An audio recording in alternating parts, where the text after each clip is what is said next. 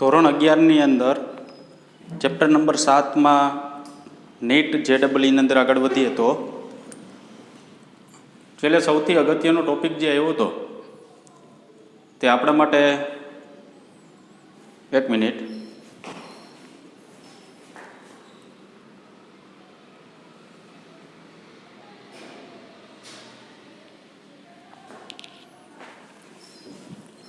આપણા માટે ખૂબ અગત્યનો હતો જડત્વની ચાકમાત્રા અને ચક્રાવર્તનની ત્રિજ્યા. શું કીધું તું મેં?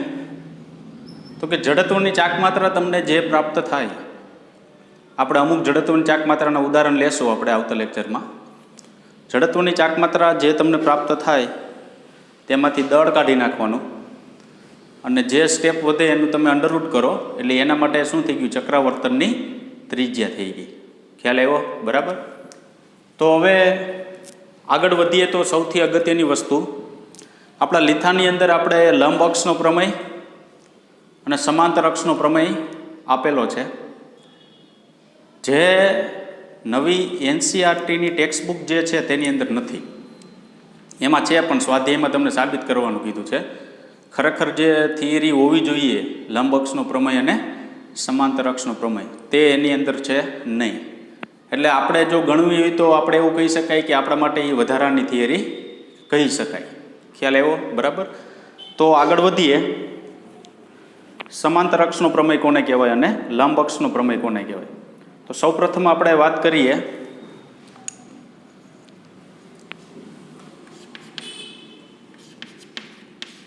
લંબ અક્ષનો પ્રમેય. જો આ પ્રમેય જે છે ને ખૂબ જ અગત્યનો છે. એનું કારણ એવું છે કે એના ઉપરથી ઘણા બધા MCQ જે છે એ આપને પૂછાઈ શકે. બરાબર.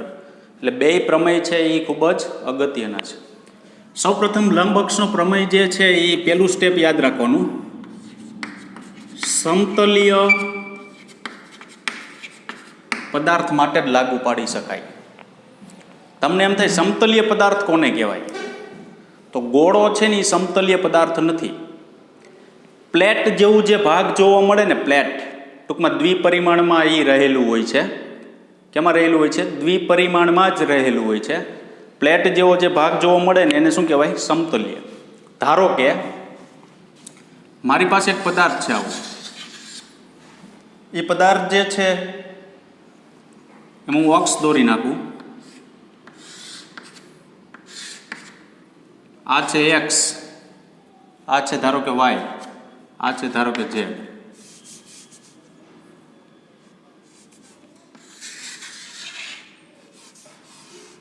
આનું સમતલ જે છે એ ક્યાં રહેલું છે? તો કે મારે એવું કહી શકાય, ધારો કે આનું સમતલ જે છે ક્યાં રહેલું છે? X અને Y માં એનું સમતલ છે. જુઓ,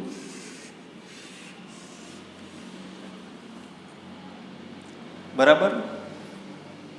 અહીંથી કોઈ ધારો કે અંતર લેવામાં આવે ને P બિંદુ હોય તો XY સમતલમાં રહેલું હોય તેને ઘટક શું મળે? XY મળે. ટૂંકમાં સમતલીય પદાર્થ કોને કહેવાય? તો કે પ્લેટ જેવો ભાગ જે જોવા મળે ને એ સમતલીય. ધારો કે નળાકાર છે તો એ સમતલીય ન કહેવાય, 3 ડાયમેન્શનમાં આવે. ગોળો છે, પોલો ગોળો હોય કે નક્કર ગોળો હોય, બરાબર, એ સમતલીય પદાર્થમાં ન આવે. સમતલીય પદાર્થ કેમાં આવે? ફક્ત પ્લેટ જેવો જે ભાગ જોવા મળે ને એ કેમાં આવશે? સમતલીય પદાર્થમાં આવશે. ટૂંકમાં દ્વિપરિમાણમાં એ રહેલા હોય. બરાબર. ધારો કે આ સ્કેલ છે એ આખું પ્લેટ જેવું થયું, જુઓ, બરાબર. તો આ કેવો પદાર્થ કહેવાય? સમતલીય પદાર્થ કહેવાય. તો લંબ અક્ષનો પ્રમેય દર્શાવે છે શું? તો કે જે સમતલીય પદાર્થ છે એ જે બે અક્ષમાં સંકળાયેલું હોય, સમતલીય પદાર્થ જે છે જે બે અક્ષમાં સંકળાયેલી હોય એની જડત્વની ચાકમાત્રાનો સરવાળો એને લંબ અક્ષ બરાબર હોય છે. તો જો હજી લંબ અક્ષ કોણ છે આપણા માટે? Z છે. તો એની જડત્વની ચાકમાત્રા કેટલી? તો કે IZ. ક્યાં બેમાં સમાયેલું છે સમતલ? તો Y અને X માં. તો IX અને IY. શું કહી શકાય? તો કે કોઈ પદાર્થની જડત્વની ચાકમાત્રા E જે બે અક્ષમાં પદાર્થ સંકળાયેલો છે એની જડત્વની ચાક માત્રાના સરવાળા બરાબર હોય છે. તો આનો સરવાળો આના બરાબર થાય.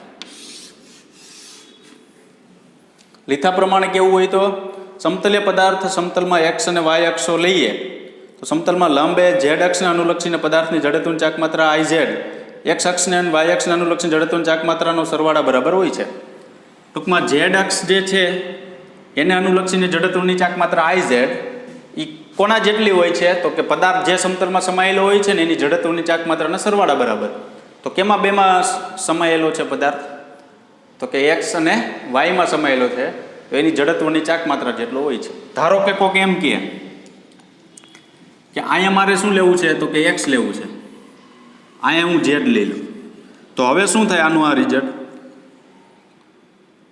તો કે કોઈ અક્ષને અનુલક્ષીને જડત્વની ચાક માત્રા એટલે આ એક્સ થયું, એને લંબ અક્ષ ટૂંકમાં સમતલને લંબ હોય ને એટલે લંબ અક્ષનો પ્રમેય કીધો. આ એક્સ એ જે બે સમતલમાં સમાયેલી હોય એના સરવાળા બરાબર હોય છે. તો આઈ વાય પ્લસ શું લખાય આઈ ઝેડ. કોઈક એમ કે મારે અહીં લેવું છે વાય તો અહીંયા એક્સ કરી નાખી તો અહીંયા આઈ વાય આઈ એક્સ પ્લસ શું લખાય આઈ ઝેડ. ટૂંકમાં પદાર્થ જે સમતલમાં સમાયેલો હોય એ બંનેની જડત્વની ચાક માત્રા લઈ લેવાની, એનો સરવાળો કોના બરાબર હોય છે એના લંબ અક્ષની જડત્વની ચાક માત્રા બરાબર હોય છે. બરાબર. આ જે છે એ શું થયું લંબ અક્ષનો પ્રમેય. હવે આવે છે સમાંતર અક્ષનો પ્રમેય. સમાંતર અક્ષનો પ્રમેય સાવ સહેલો છે. ધારો કે આપણી પાસે એક પદાર્થ છે,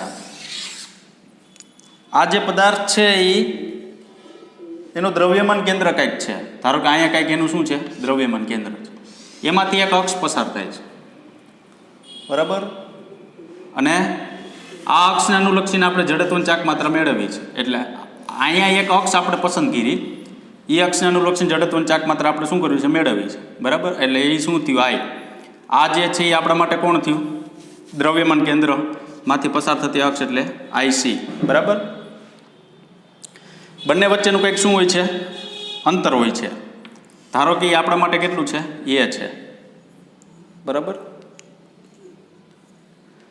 તો શું કીધું પદાર્થની કોઈ અક્ષને અનુલક્ષીને જડત્વની ચાક માત્રા, જો તમારી પાસે દ્રવ્યમાન કેન્દ્રમાંથી પસાર થતી અક્ષને અનુલક્ષીને જડત્વની ચાક માત્રા ઓલરેડી હશે જ. ખ્યાલ આવ્યો. બરાબર. શું કીધું પદાર્થની અક્ષને અનુલક્ષીને જડત્વની ચાક માત્રા આપણે શું કીધું આટલું ભૂલી જાવ. પહેલાં આપણી પાસે દ્રવ્યમાન કેન્દ્રમાંથી પસાર થતી અક્ષને અનુલક્ષીને જડત્વની ચાક માત્રા છે કેટલી આઈસી જેટલી. હવે તો કોઈ એમ કે મારે ન્યા અક્ષ નથી લેવી, અહીંયા આમાંથી પસાર થતી હોય મારે બીજે ક્યાંક લેવી એટલે અહીંયા લીધી. તો આ અક્ષ જે છે ને એને અનુલક્ષીને જડત્વની શું મેળવી છે ચાક માત્રા. તો શું કીધું કોઈ અક્ષને અનુલક્ષીને જડત્વની ચાક માત્રા આઈ, જોજો બરાબર, કોઈ અક્ષને અનુલક્ષીને જડત્વની ચાક માત્રા એટલે આ અક્ષને અનુલક્ષીને આપણે જડત્વની ચાક માત્રા મેળવી છે.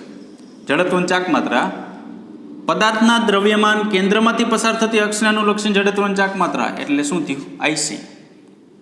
આ આઈસી છે. પછી શું કીધું પદાર્થનું કુલ દ્રવ્યમાન, ધારો કે કેપિટલ એમ છે, પદાર્થનું કુલ દ્રવ્યમાન કેટલું છે કેપિટલ એમ, કારણ કે જડત્વની ચાક માત્રામાં શું આવે દ્રવ્યમાન આવે. આપણે આઈએક્સ આઈવાય લીધું પણ એની અંદર કંઈક શું હોય દળ હોય છે આ પદાર્થનું. બરાબર. જોજો બરાબર. કોઈ અક્ષને અનુલક્ષીને જડત્વની ચાક માત્રા આઈ એ કોઈ પદાર્થના દ્રવ્યમાન કેન્દ્રમાંથી પસાર થતી અક્ષને અનુલક્ષીને જડત્વની ચાક માત્રા આઈસી અને પદાર્થનું કુલ દળ કેપિટલ એમ અને બે સમાંતર અક્ષ વચ્ચેનું લંબ અંતર, બે સમાંતર અક્ષ વચ્ચેનું આ કેવું અંતર થયું લંબ અંતર એ એના વર્ગ ના ગુણાકારના એટલે આ બેનો ગુણાકારના સરવાળા એટલે આ બેનો સરવાળા બરાબર હોય છે. આઈ બરાબર શું થયું આઈસી પ્લસ એમ એ સ્ક્વેર. ખ્યાલ આવ્યો. બરાબર. શું કીધું ફરી વાર કહી દઉં. કોઈ અક્ષને અનુલક્ષીને જડત્વની ચાક માત્રા આઈ એ પદાર્થના દ્રવ્યમાન કેન્દ્રમાંથી પસાર થતી અક્ષને અનુલક્ષીને જડત્વની ચાક માત્રા આઈસી પદાર્થનું કુલ દળ m, બે સમાંતર અક્ષ વચ્ચેનું અંતર a ના વર્ગના ગુણાકારના સરવાળા બરાબર હોય છે. એટલે I બરાબર IC પ્લસ MS સ્ક્વેર. તમને એમ થાય આનો ઉપયોગ કેવી રીતના કરવો આપણે, બરાબર? આપણે શું થાય, આનો ઉપયોગ જે છે એ કેવી રીતના કરવો? તો ધારો કે આપણે એક ઉદાહરણ લઈએ. આ એક્સ્ટ્રા છે, એક રિંગ છે.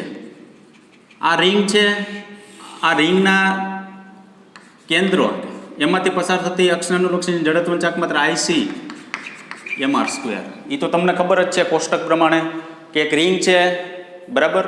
રિંગના કેન્દ્રમાંથી પસાર થતી અક્ષને અનુલક્ષીને જડત્વની ચાક માત્ર IC. હવે કોક એમ કે રિંગ જે છે ને એના સ્પર્શક અહીંયા ક્યાંક આવે, માંથી પસાર થતી અક્ષને અનુલક્ષીને જડત્વની ચાક માત્ર મેળવવી છે I. જોજો બરાબર. ધારો કે આમ એક રિંગ છે, રિંગના સમતલ આમ છે, આમ રિંગ તમે લ્યો, સમતલ આમ થયું, એના સમતલને લંબ રૂપે પસાર થતી અક્ષને અનુલક્ષીને જડત્વની ચાક માત્ર આપણી પાસે છે કેટલી? mr square. હવે રિંગનું જે કોર ભાગ છે એમાંથી પસાર થતી અક્ષ એટલે આમ, એ અક્ષને અનુલક્ષીને આપણે શું મેળવી છે? જડત્વની ચાક માત્ર. તો આપણે ખબર છે કે આ બે વચ્ચેનું અંતર કેટલું છે? ત્રિજ્યા જેટલું, કેપિટલ R જેટલું. તો આપણી પાસે જો આ બે સમાંતર અક્ષ થયું તો સમાંતર અક્ષના નિયમ I બરાબર IC પ્લસ શું છે? MS square. આવું છે.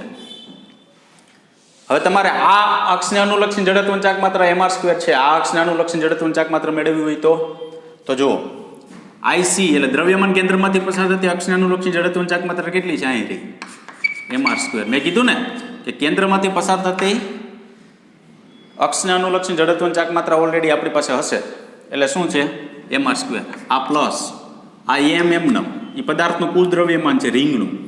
એ એટલે શું? તો કે બે સમાંતર અક્ષ વચ્ચેનું અંતર એટલે અહીંયા R થયું, અહીં શું થાય? R. ટોટલ શું થાય? એટલું લ્યો. આવી રીતના આ રિંગનું ઉદાહરણ થયું.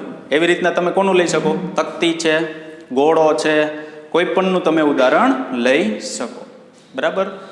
ધારો કે ગોળો છે, નક્કર ગોળો કે તમને, તો એના કેન્દ્રમાંથી પસાર થતી અક્ષને અનુલક્ષીને જડત્વની ચાક માત્રા કેટલી? તો કે તમે એમ કહો કે 2/5 mr સ્ક્વેર. એના સ્પર્શકમાંથી પસાર થતી અક્ષને અનુલક્ષીને જડત્વની ચાક માત્રા મેળવી છે, બરાબર? તો આની આ વસ્તુ જે છે આ ગોળો થયો, આ કેન્દ્ર છે એમાંથી IC કયો તમે 2/5 શું લખાય? mr square. હવે આ સ્પર્શકમાંથી પસાર થતી અક્ષને અનુલક્ષીને જડત્વની ચાક માત્ર તમારે મેળવી છે, એ આપણા માટે I. આ ત્રિજ્યા જેટલું અંતર થાય R. તો I બરાબર શું થાય? તો કે IC plus MS square.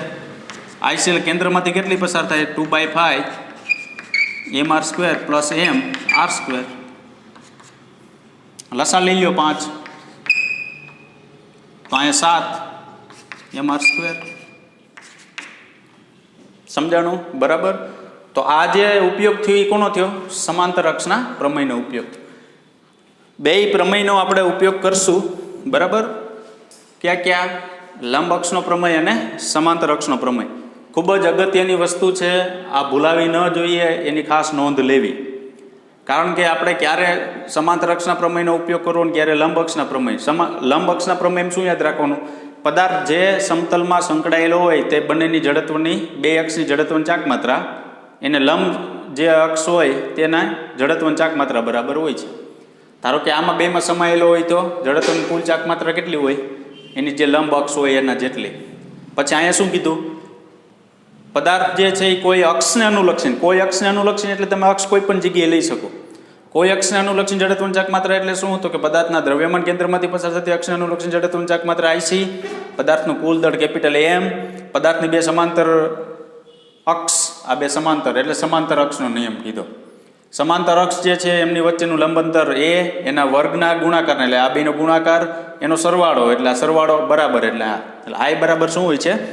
IC plus MS square. એમાં જે વિધાન લખેલું છે એ વિધાન તમારે તૈયાર કરવા માટે પાકું ન કરવું પડે, આના ઉપરથી લખી શકાય, બરાબર? આ વધારાની વસ્તુ થઈ તમને કેવી રીતના સમાંતર અક્ષના પ્રમેયનો ઉપયોગ તમે કરી શકો. JEE નીટ માટે ઉપયોગી છે. ક્યારેક પૂછી શકે કે એના સ્પર્શકમાંથી આ અક્ષની સમાંતર અક્ષ પસાર થતી હોય તો એની જડત્વની ચાક માત્રા કેટલી? નક્કર ગોળો કે પોલો ગોળો કે, પણ સૌથી અગત્યની વસ્તુ શું કે ટેક્સની અંદર આપણે જે જડત્વની ચાકમાત્રા બધી આપેલી છે, બરાબર, લીથાની અંદર, એ તમને બધી જડત્વની ચાકમાત્રા આવડવી જોઈએ. જો એ આવડશે તો તમે આગળના બધા MCQ જે છે મોટાભાગના સોલ્વ કરી શકશો. ખ્યાલ આવ્યો? બરાબર. ચાલો આગળ વધીએ થોડાક. હવે શું છે જે આપણે ખ્યાલ જ છે, રેખીય ગતિ અને ચાક ગતિ માટે થોડું કમ્પેરિઝન છે.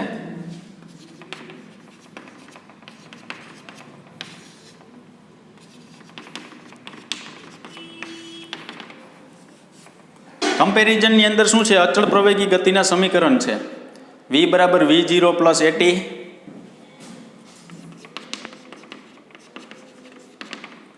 d બરાબર v0t plus 1/2 at square, 2ad બરાબર v square minus v0 square. આવું છે. રેખીય ગતિ માટે તમે અચળ પ્રવેગી ગતિના સમીકરણ ભણી ગયા. હવે ચાક ગતિ માટે શું છે? જો તમને ખબર છે કે જ્યાં v હોય ત્યાં શું લખાય? ઓમેગા લખાય. v હોય ત્યાં ઓમેગા 0 v0, a હોય ત્યાં આલ્ફા લખાય ને tm. તો ચાક ગતિ માટે અચળ પ્રવેગી ગતિ માટે ચાક ગતિ માટેનું અચળ પ્રવેગી ગતિનું રેખીય ગતિ માટેનું સમીકરણ ઉપરથી કેવું લખી શકાય? ઓમેગા બરાબર ઓમેગા 0 પ્લસ આલ્ફા t. આપણે એટલું સૂત્ર જ યાદ રાખવાનું છે ખાલી. એવી રીતના થીટા એટલે સ્થાનાંતર છે, તો અહીંયા d એટલે સ્થાનાંતર છે, તો અહીં થીટા સ્થાનાંતર છે. Omega 0t plus 1/2 alpha t square.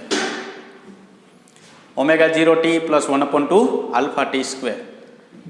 એવી રીતના અહીંયા 2 આલ્ફા થીટા બરાબર omega square minus omega 0 square.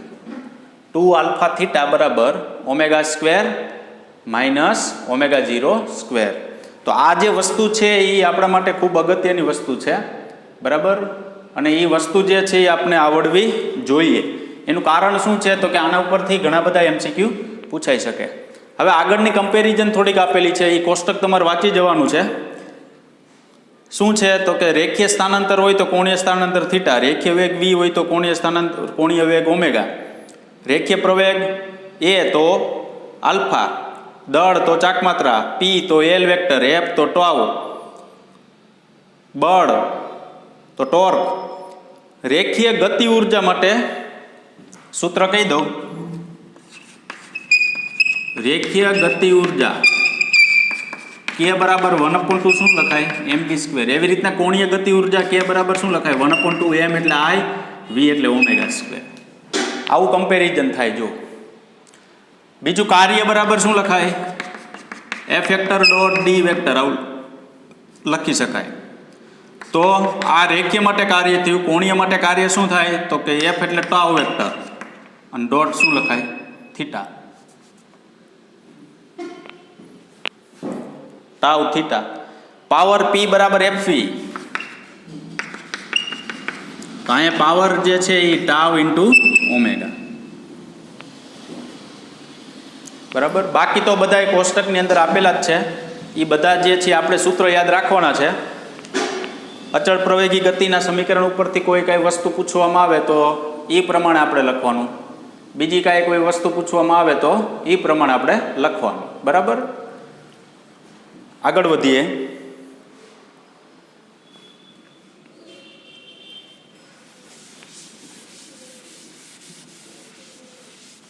આ પ્રમેય જે છે એ ખાસ યાદ રાખવાના છે, કારણ કે ખૂબ જ ઉપયોગી વસ્તુ છે, બરાબર. પ્રમેય જો આવડતા હશે તો લગભગ મોટાભાગના MCQની અંદર ફાયદો થશે. અને જેટલી વધારાની વસ્તુ તમને દેખાય એટલી આપણે નોંધ સ્વરૂપે ગમે ત્યાં ટેકાવતી જવાની અથવા ચોપડાની અંદર લખતી જવાની, કારણ કે વધારાની વસ્તુ જે છે આપણે MCQ જ્યારે ગણશું ત્યારે એમાં ઉપયોગી થશે.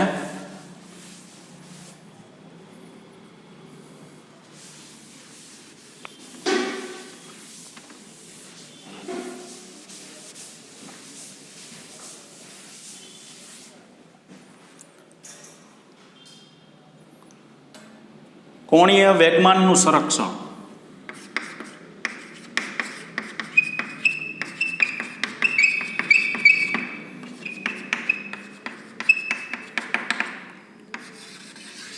કોણીય વેગમાનના સંરક્ષણની અંદર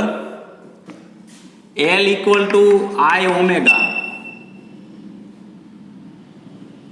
P બરાબર mv સાથે કમ્પેરિઝન ધરાવે છે. P બરાબર mv એટલે કોણીય વેગમાનનું સૂત્ર શું છે? આગળ આપણે કોણીય વેગમાન આવ્યું પણ I ઓમેગા નહોતું આવ્યું. અત્યારે કોષ્ટક પ્રમાણે આપણે કમ્પેરિઝન કર્યું એટલે આપણે જોવા મળ્યું L બરાબર શું લખી શકાય? I ઓમેગા બરાબર શું હતું? અચળ. કોણીય વેગમાન સંરક્ષણનો નિયમ શું છે? તો કે કોઈ પણ પદાર્થ ઉપર લાગતું પરિણામી ટોર્ક શૂન્ય હોય તો એનું કોણીય વેગમાન છે એ કેવું રહેશે? અચળ રહેશે. બરાબર. તો આપણે અહીં લખી શકાય ટાઉ બરાબર શું? 0, L બરાબર અચળ, અથવા I1 ઓમેગા 1 બરાબર I2 ઓમેગા 2. સંરક્ષણ કોને કહેવાય? પ્રક્રિયા પહેલાંનું કોણીય વેગમાન અને પ્રક્રિયા બાદનું કોણીય વેગમાન કેવું રહેવું જોઈએ? અચળ રહેવું જોઈએ. તો પ્રક્રિયા પહેલાં I1 ઓમેગા 1, પ્રક્રિયા પછી I2 ઓમેગા 2 એ કેવું રહેવું જોઈએ? અચળ રહેવું જોઈએ. તો અહીં એક આપણે સરસ ઉદાહરણ આપેલું છે. એક ભ્રમણ કરતી ખુરશી લઈ લ્યો, તેના ઉપર તમારે બેસી જવાનું. ભ્રમણ કરતી ખુરશી લઈ લ્યો, તેના ઉપર તમારે શું કરી જવાનું? બેસી જવાનું. હવે તમે બેસી જાશો એટલે શું થશે? સમસ્થિતિ ફેલાવો ત્યારે તમારી કોણીય ઝડપમાં ઘટાડો થાય. તમે જો ખુરશી ફરતી ખુરશી બેસી જાઓ, તમે આમ હાથ કરશો, યાદ રાખજો બરાબર, આમ હાથ કરશો ને એટલે ઓમેગા છે ને ઘટશે.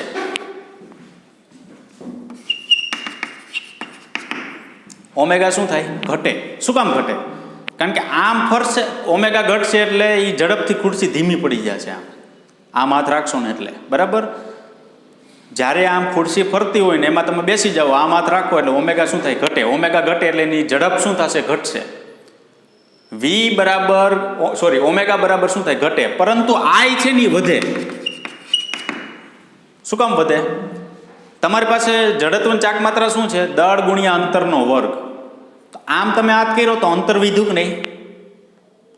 દળ ગુણ્યા અંતરનો વર્ગ છે જડત્વની ચાક માત્રા. તો દળ તો એટલું ને એટલું રહે. આમ હાથ ભેગા કરું તો દળ એટલું રહે, ને આમ હાથ કરું તો દળ કેટલું રહે? એટલું જ રહે.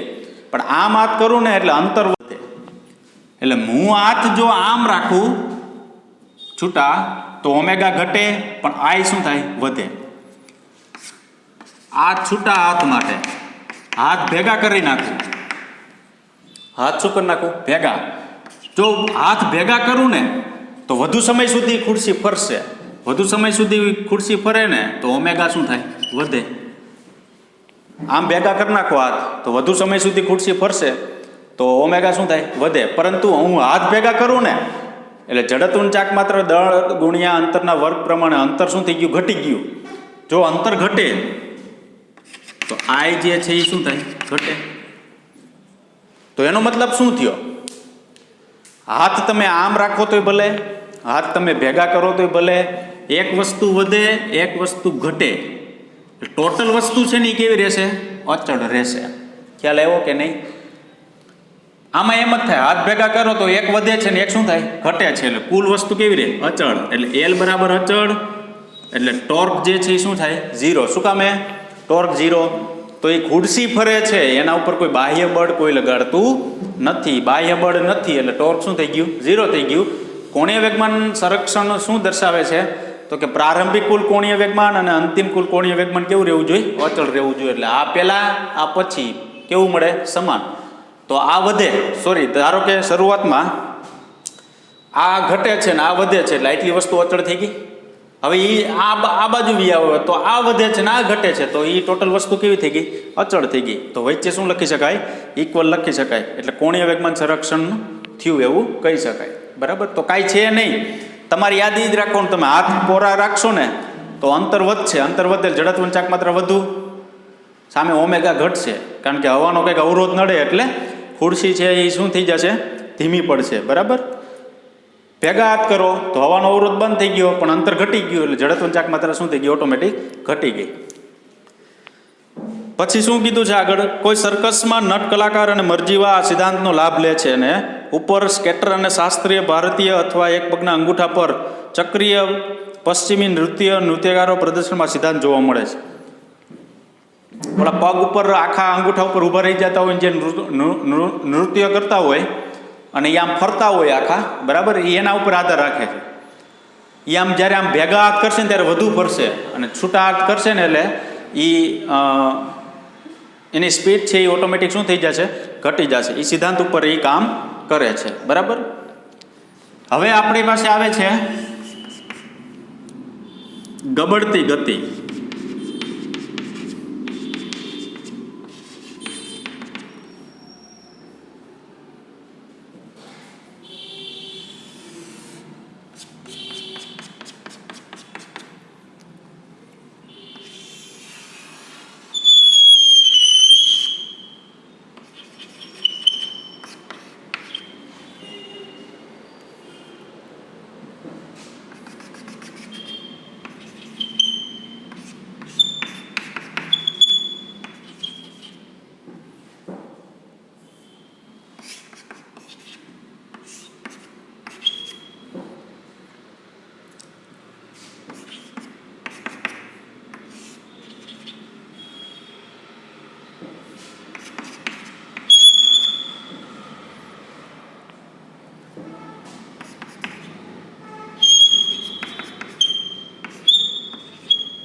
આ રીતના છે. હવે આની અંદર તમારે શું કરવાનું છે, ખાલી મેં તમને આગળ કીધું હતું રોલિંગ ગતિ આવી ને ત્યારે કે સંપર્ક બિંદુ પાસે એનો વેગ શું મળે છે, 0 મળે છે. શું કામ 0 મળે છે હવે આપણે સાબિત કરીશું. રોલિંગ ગતિની અંદર એવું કીધું પદાર્થ સ્થાનાંતરી કરે છે અને ફરતો ફરતો ફરતો ફરતો ક્યાં જાય છે, આમ નીચે તરફ જાય છે. તે દરમિયાન એના સંપર્ક બિંદુ છે એની પાસે વેગ કેવો હોય છે, 0 હોય. પછી એવું કીધું હતું દરેક કણ માટે વેગ અલગ અલગ હોય. એટલે એક કણ ઉપર પસંદ કર્યો, એક અહીંયા અંદરનું બિંદુ ને એક અહીંયા સંપર્ક બિંદુ આપણે પસંદ કરેલું છે. તો P1 આગળ પરિણામી વેગ, જે આ P1 છે ત્યાં પરિણામી વેગ આપણે કેટલો પ્રાપ્ત થશે, તો કે V1 વેક્ટર બરાબર VR vector plus VCM vector. જો દરેક જગ્યાએ દ્રવ્યમાન કેન્દ્રનો વેગ તો આવશે જ, દરેક જગ્યાએ દ્રવ્યમાન કેન્દ્રનો વેગ આવશે. એક વસ્તુ યાદ રાખજો, દ્રવ્યમાન કેન્દ્રના વેગની દિશા ફરતી નથી. જ્યારે પદાર્થ આમ ગતિ કરશે ને ત્યારે એને દ્રવ્યમાન કેન્દ્રની દિશા જે છે એ આમ ક્રોસમાં જશે. શું કામે, તો કે પદાર્થ આખો ફરે છે. આ બિંદુ છે ને એ સ્થિર જેવું આપણે ધારી શકીએ. તો સ્થિર જેવું ધારી શકીએ તો પદાર્થ આખો ગમે એટલો ફરે, પણ બધાની અંદર દ્રવ્યમાન કેન્દ્રની દિશા એક જ આવે, VCMની. કઈ કે આમ ચાલ્યો જતો હોય, આ રોલ છે એ આમ ચાલતો હોય તો દ્રવ્યમાન કેન્દ્રની દિશા આમ સીધી જ આવે. આમ ઢાળ ઉપરથી ઉતરતો હોય તો એના દ્રવ્યમાન કેન્દ્રની દિશા કેવી આવશે, ઉપરથી નીચે તરફ જ આવશે. VR શું, તો કેન્દ્રથી R અંતરે કણ જે રહેલો છે તેનો વેગ. તો આ બંનેનો વેગનો સરવાળો જે છે ને એ આના પાસેનો કુલ વેગ ગણાય. તો અહીંથી અહીંયા સુધીનો વેગ કેટલો, VR બરાબર ઓમેગા R. આ VCM જે છે એ તમને કેટલું પ્રાપ્ત થશે, તો VCM અહીંયા હું ગણતરી કરી નાખું, VCM બરાબર 2πr/t. શું કામે, તો કે એક પરિભ્રમણ પૂર્ણ કરવા માટે લાગતો સમય કેપિટલ T અને એને કાપેલું અંતર કેટલું, પરિઘ જેટલું. હવે પરિઘ જેટલું શું કામ ગણ્યું એને, જુઓ આ જોજો ખાસ. અહીંયા કાપો કરું છું. હવે શું થાય, તો કે અહીંયા ફરતું ફરતું ફરતું ફરતું ફરતું ટાયર જે છે અહીંયા પહોંચી જાય ને પાછો કાપો અહીંયા નીચે આવી જાય.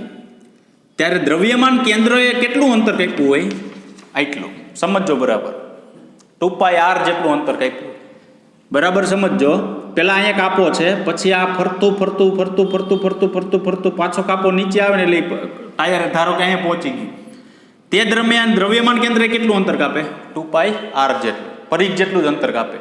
2πr/T, 2π/T એટલે ઓમેગા લખાય, ઓમેગા R. તો અહીંયા પ્લસ શું લખાય, ઓમેગા R. તો 2 ઓમેગા R.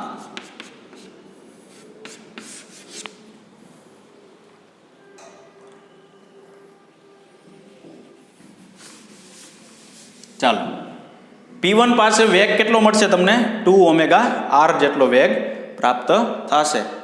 હવે વાત કરી V2 નું. અહીંયા આ V2 વેગ છે. જો વેગની દિશા આમ ત્રાસી છે, અહીંયા આમ છે, તો અહીંયા V2 વેક્ટર બરાબર શું લખાય, તો V small r vector plus VCM vector. V small r vector plus શું લખી શકાય, VCM વેક્ટર, તો કુલ વેગ કેટલો થાય? VR પાસે R ઓમેગા આની જેમ, અને આનો વેગ તો ઓમેગા R જેટલો છે જ, તો V2 પાસે એટલો વેગ થશે. V2 બરાબર R omega plus omega R. એવી રીતના P0 પાસે V0 વેગ ધારીએ આપણે, તો V0 બરાબર omega R minus omega R બરાબર 0. તમને એમ થાય ડાયરેક્ટ કા લખી નાખ્યું omega R minus omega R? Direct નથી લખેલું. અહીંથી ના R અંતરે અહીંયા વેગ જોજે, R અંતરે વેગ કેટલું મળે? Omega R. તો અહીંયા R અંતરે ઓમેગા R, પરંતુ આ બિંદુ પાસે વેગની દિશા આમ છે. જો અહીં કેમ વેગની દિશા આમ હતી, એમ V0 ની દિશા જે છે ને એ આ દિશાની અંદર છે, અને દ્રવ્યમાન કેન્દ્રની દિશા આમ છે, બેની બાદબાકી થાય, તો પરિણામી વેગ ત્યાં તમને શું પ્રાપ્ત થશે? શૂન્ય પ્રાપ્ત થશે. બરાબર. તો ગબડતી ગતિમાં ખાલી કહેવાનું શું છે, કન્સેપ્ટ શું યાદ રાખવાનો, કે પદાર્થ જ્યારે ઉપરથી રોલિંગ ગતિ નીચે કરતો હોય તે દરમિયાન દરેક બિંદુ પાસે એના વેગ કેવા હોય છે? અલગ અલગ હોય છે. તો દરેક બિંદુ પાસે જો એનો વેગ અલગ અલગ હોય તો એના સંપર્ક બિંદુ પાસે વેગ કેવો મળે છે? આપણે શૂન્ય પ્રાપ્ત થાય. ત્યારે રોલિંગ ગતિમાં કીધું હતું શૂન્ય કેવી રીતના પ્રાપ્ત થાય? આવી રીતના શૂન્ય પ્રાપ્ત થાય. ખ્યાલ આવ્યો કે નહીં? શું કામે? તો કે આ બિંદુ પાસે દ્રવ્યમાન કેન્દ્રનો વેગ આમ હોય, અહીંયા વેગ આમ હોય, બે વિરુદ્ધ દિશામાં અને સમાન વેગ જ થાય. કારણ કે તમારે અહીંયા VR મૂકો, એ તો ઓમેગા R મૂકવાનું જ છે, અને આ તમને R અંતરે વેગ કેટલો મળે? ઓમેગા R મળે. ટોટલ શું થઈ જાય? શૂન્ય થઈ જાય. બરાબર. ચાલો આગળ જોઈએ. ગબડતી ગતિની ગતિ ઉર્જા.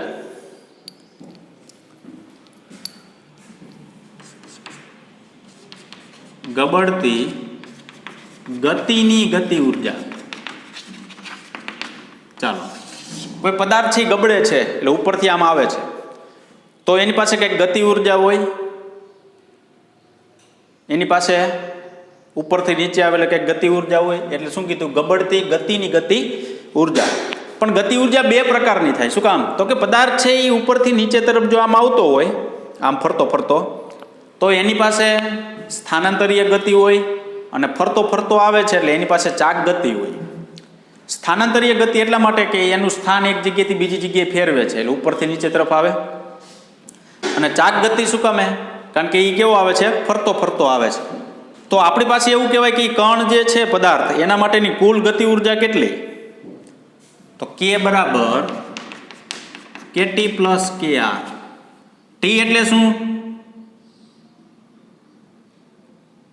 ટ્રાન્સપોર્ટ એટલે સ્થાનાંતર, એક જગ્યાએ બીજી જગ્યાએ, એની ગતિ ઉર્જા. R એટલે શું? રોટેશનલ એટલે ચાક ગતિ ઉર્જા. તો કુલ ગતિ ઉર્જા જે છે આપણે કેટલી પ્રાપ્ત થશે? તો KT બરાબર 1/2mvc² લખી શકાય. સ્થાનાંતર ગતિ ઉર્જા 1/2mvcm² પ્લસ 1/2 I⍵². ચાક ગતિ માટેની ગતિ ઉર્જા હમણાં લખ્યું હતું, ખબર હોય તો. આ દળ છે એટલે જડત્વની શું લખાય? ચાક માત્રા. વેગ છે એટલે શું લખી શકાય? અહીંયા ઓમેગા. તો 1/2mvcm² પ્લસ 1/2 I⍵², એવું આપણે લખી શકીએ. ચાલો આની અંદર આગળ વધીએ તો શું કરશું? I બરાબર mk² અને VCM બરાબર R ઓમેગા. I બરાબર mk² અને VCM બરાબર R ઓમેગા મૂકતા. આ મૂકવાનું કારણ શું? તો કે એક પ્રકારનું સ્ટેપ બને એટલા માટે. એક પ્રકારનું એટલે તો કે કા કે વાળું બને, કા ટૂંકમાં આ કા રેખીય ગતિમાં રૂપાંતર થઈ જાય, કા ચાક ગતિમાં રૂપાંતર થઈ જાય. ચાલો આપણે આની જગ્યાએ મૂકી. બરાબર. તો એની જગ્યાએ કિંમત મૂકી તો K બરાબર 1/2mvcm² એમને પ્લસ 1/2 I ની જગ્યાએ શું મૂકશું? mk². VCM છે, અહીં ઓમેગા છે, ઓમેગાને કરતા કરતો VCM/R, એનો સ્ક્વેર આનો સ્ક્વેર, આમ. તો જો જી K બરાબર 1/2mvcm² કોમન નીકળે. 1/2mvcm², 1/2mvcm² કોમન નીકળશે. તો વધે શું? તો કે 1 પ્લસ કે સ્ક્વેર બાય શું વધે? R square. આ સૂત્ર 1/2 એમ VCM સ્ક્વેર કૌંસમાં 1 પ્લસ કે સ્ક્વેર બાય આર સ્ક્વેર. અહીંયા છે ને લીધામાં પ્લસ છપાઈ ગયું છે, એ ચેકી નાખજો. બરાબર. તો કોઈ પણ આ જે છે એ આપણે કોના માટે ઉપયોગ કરી શકીએ? કોઈ પણ પદાર્થ માટે લાગુ પાડી શકાય. તકતી, નળાકાર, વલય, ગોળો. તકતી છે, નળાકાર છે, વલય છે અને ગોળો છે. છેલ્લું ઉદાહરણ છે ટેક્સનું, જોઈ લેજો તમે. આનો ઉપયોગ કરેલો છે. તકતી કે તો તેના માટે ચક્રાવર્તનની ત્રિજ્યા આવડવી જોઈએ. તો એની ડાયરેક્ટ શું મળી જાય? ગતિ ઉર્જા પ્રાપ્ત થઈ જાય. કે કોઈ ઢાળ ઉપરથી તકતીને આપણે નીચે તરફ મોકલીએ છીએ, બરાબર, તો જેની ગતિ ઉર્જા જો યાદ રાખજો, તમને એવો પ્રશ્ન ક્યાંક પૂછી શકે કે ઉપરથી ઢાળ ઉપરથી તકતી આવે છે, ઢાળ ઉપરથી કોણ આવે છે? નળાકાર આવે છે, તો કોણ વહેલો પહોંચે? એવો પ્રશ્ન થાય. એટલે જ મેં કીધું કે ઉદાહરણ જે છેલ્લું ઉદાહરણ છે લગભગ ટેક્સનું 7મા ચેપ્ટરનું, એ જોઈ લીજો. એવું પૂછી શકે કોણ વહેલું પહોંચે? તો ખબર કેમ પડે કોણ વહેલું પહોંચે? તો કે જેની ગતિ ઉર્જા વધુ હોય ને એ વહેલો પહોંચે. શું કામ? તો કે જેની ગતિ ઉર્જા વધુ મળે એ ઝડપથી નીચે આવતો હોય, અને જેની ગતિ ઉર્જા ઓછી મળે એને પહોંચવા માટે સમય કંઈક લાગે, એ કેવો પહોંચે? મોડો પહોંચે. એટલે ઓપ્શન નહીં પૂછે તમને, તકતી છે, નળાકાર છે, આ છે, આ છે, એમાંથી ઉપરથી પદાર્થને સરકાવવામાં આવે, એટલે કે રોલિંગ ગતિ કરાવવામાં આવે, તો ઉપરથી નીચે છે એ કોણ પહેલાં પહોંચે? તો કોણ પહેલાં પહોંચે? તો કોણ પહેલાં પહોંચે એવું પૂછે તો તમારે બધાને ગતિ ઉર્જા મેળવવી પડે. જેની ગતિ ઉર્જા તમને કેવી મળે? વધુ મળે, એ પદાર્થ ઝડપથી પહોંચી જાય. શું કામ? તો કે ઝડપ એની વધુ હોય, ગતિ ઉર્જા વધુ, પદાર્થ ઝડપથી પહોંચે. જેની ગતિ ઉર્જા ઓછી મળે તેને પહોંચવા માટે શું થશે? કંઈક સમય લાગશે. બરાબર. ચાલો હવે આગળ વધીએ. તો હવે વધારાની થોડીક વસ્તુ છે એ લખાવું છું.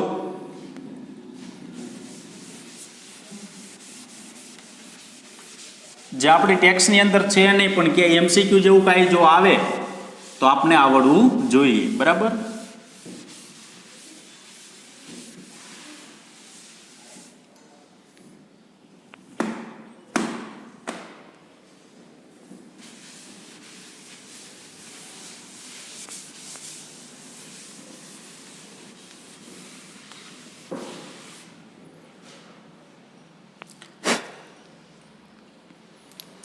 પદાર્થ જ્યારે ઉપરથી રોલિંગ ગતિ કરતો હોય ત્યારે તેનો વેગ v² બરાબર 2gh by 1 plus k² by r².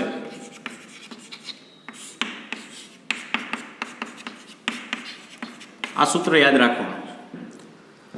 અથવા √2gh છેદમાં 1 પ્લસ k² બાય r², જે આપણી ટેક્સ્ટ બુકની અંદર છે નહીં અત્યારે અવેલેબલ. બરાબર. પણ યાદ શું રાખવાનું કે જે પદાર્થ ઉપરથી નીચે આવતો હોય, ધારો કે આમ છે, આ પદાર્થ છે, આ એની કંઈક શું છે? ત્રિજ્યા છે, એ આ તરફ નીચે આવે છે. અહીંયા કંઈક શું છે? હાઈટ છે. આપણે 2 અચળ થાય, g અચળ, h એટલે કેટલી ઊંચાઈથી આવે છે તે 1 પ્લસ કયો પદાર્થ આવે છે? ચક્રાવર્તનની ત્રિજ્યા. જે પદાર્થ આવતો હોય એની ત્રિજ્યા. તો કેટલા વેગથી ઉપરથી નીચે આવે ને એ આપણને ખ્યાલ આવી જશે. ખ્યાલ આવ્યો કે નહીં? બરાબર. તો આ સૂત્ર જે છે એ ખાસ યાદ રાખવાનું છે. આ સૂત્ર જે છે એ ખરેખર લખવું હોય તો આમ લખી શકાય: v બરાબર √2gh by 1 plus k² by શું લખી શકાય? r² લખી શકાય. ખ્યાલ આવ્યો? બરાબર. ચાલો એના પછીનું સૂત્ર છે, વધારાની વસ્તુ છે, ખાસ યાદ રાખજો. આપણે ટેક્સની અંદર કે આપેલું નથી. પ્રવેગ g sin θ by 1 plus k² by r². કેટલા પ્રવેગથી ઉપરથી નીચે આવે તે મેળવવું હોય તો એ મળી શકે. જી તો અચળ, sin θ અહીંયા કેટલા ખૂણે ઢાળ છે તે અહીંયા કંઈક શું હોય છે? થીટા ખૂણે ધારો કે શું રહેલો છે? ઢાળ કંઈક રહેલો છે. બરાબર. તો ઉપરથી નીચે આવે તે દરમિયાન એનો પ્રવેગ કેટલો? તો કે એટલો થશે. હવે ઘર્ષણાંક ઉપરથી નીચે આવતો હોય એટલે અહીંયા કંઈક શું થતું હોય, ઘર્ષણ થતું હોય. તો એનું ઘર્ષણાંક માટેનું સૂત્ર શું છે? તો કે mu S greater than or equal to tan θ by 1 plus r² by k². જો થોડુંક ઊંધું છે, કોના કરતાં ઊંધું છે? આના કરતાં. અહીંયા બે k² બાય r² ને ઓલા પણ k² બાય r². અહીંયા શું છે? r² by k². ઘર્ષણાંક શું કીધું? તો કે આ જે વેલ્યુ મળે એના કરતાં મોટો હોય અથવા એના જેટલો હોય. તો મારે ઉદાહરણ લેવું હોય તો એના કરતાં મોટો જેટલો હોય તો એવું કાંઈ. તો સૌપ્રથમ પેલું ખાસ કિસ્સાઓ કહેવામાં આવે છે.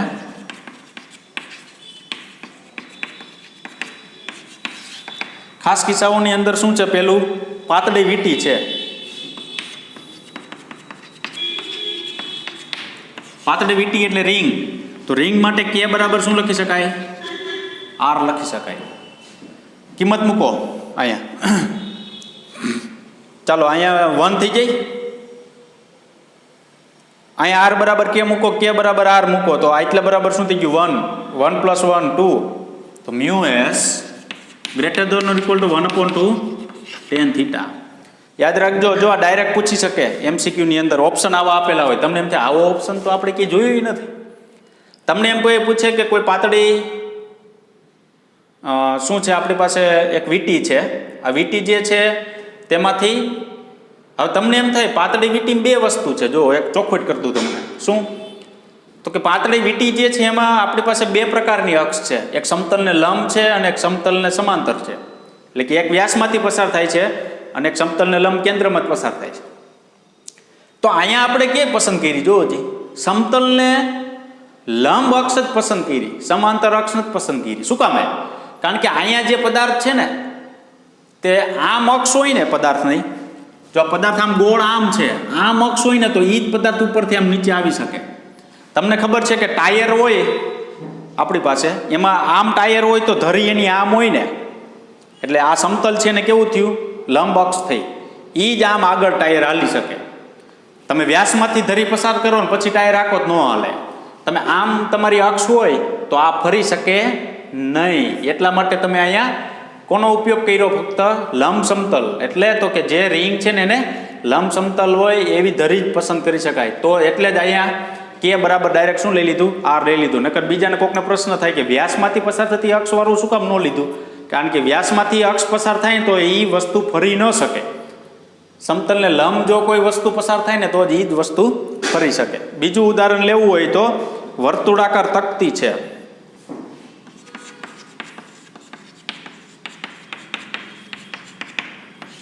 તો એમાં k બરાબર r/√2. એમાં એ k બરાબર વ્યાસમાંથી પસાર થતી r/2 છે. એ શું કામ ન લીધી? કારણ કે વ્યાસમાંથી જે પસાર થાય ને એ ફરી ન શકે. બરાબર? એટલે નથી લીધેલ. k બરાબર r/√2. એની જો કિંમત મૂકવામાં આવે તો mu S greater than or equal two 1/3 tan θ આવું મળશે. ત્રીજું નક્કર ગોળો.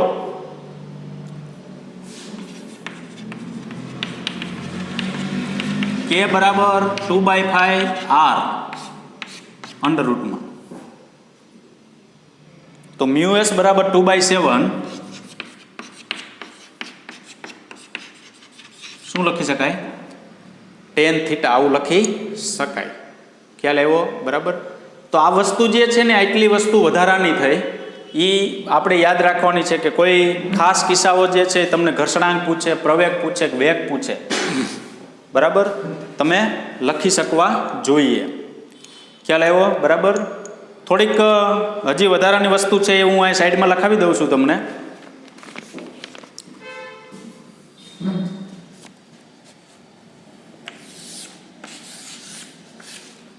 બે કણોના આ પહેલો પોઈન્ટ છે.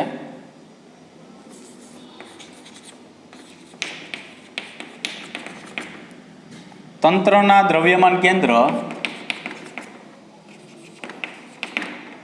માંથી પસાર થતી અને બે કણોને જોડતી રેખાને લંબ આવેલ અક્ષને અનુલક્ષીને જડત્વની ચાક માત્રા I બરાબર m1r1² પ્લસ m2r2².